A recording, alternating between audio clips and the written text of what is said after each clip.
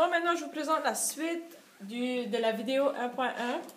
Dans la vidéo 1.1, je vous ai montré comment, je vous ai parlé des règles de divisibilité de 2 et de 4. Ici, on va voir les règles de divisibilité de 5, 10, 8 et je vais faire un diagramme de veine et vous expliquer comment faire des diagrammes de veine.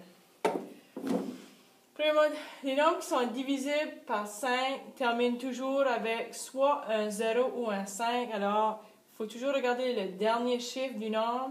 335, je regarde, termine avec un 5, divisé par 5. 25, termine avec un 5, divisé par 5. 33, regarde le dernier nombre. Ce n'est pas un 0 ni un 5, alors ça, ce n'est pas divisé par 5.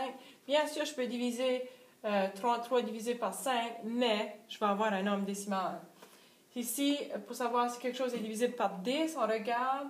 Et si le nombre termine avec 0, on va savoir que notre nombre est divisible par 10. Divisé par 8,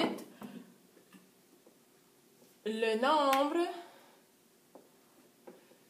représenté par les 3 derniers chiffres est divisible par 8. Ça fait, pour savoir si quelque chose est divisible par 8, on regarde le nombre formé par les 3 derniers chiffres. Ici, il faudrait que je regarde 346 pour savoir. Et si ça, c'est divisible par 8, alors 1346 va être divisible par 8.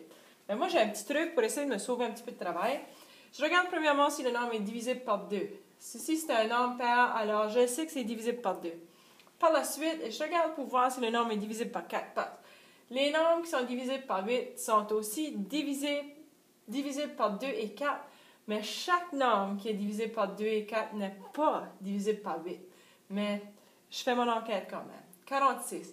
Je veux savoir si 46 est divisible par 4, alors je vais faire mon calcul. 4 divisé par 46. 4 dans 4, il va une fois. Je descends le 6. 4 dans 6, il va une fois.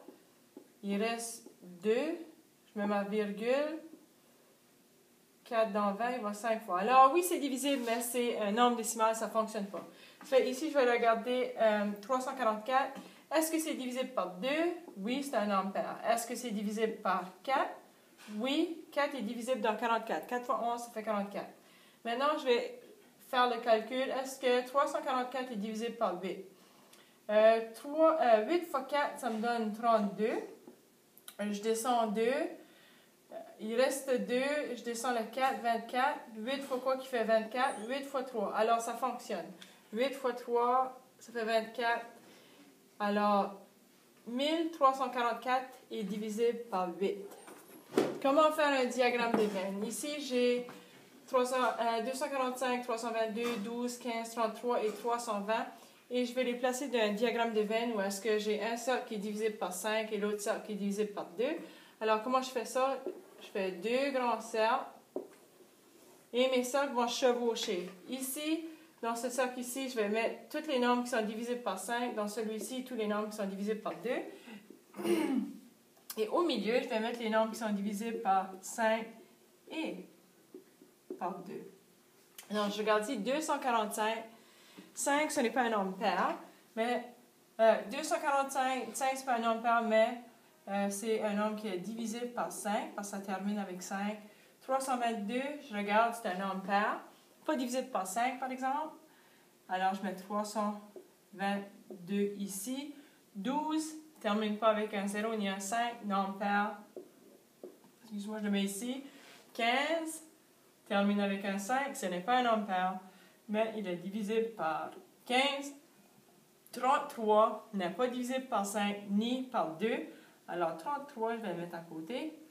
320 termine avec un 0, divisible par 5 et divisible par 2. Alors, 320 vient ici. Ça fait, c'est ça. On se voit demain.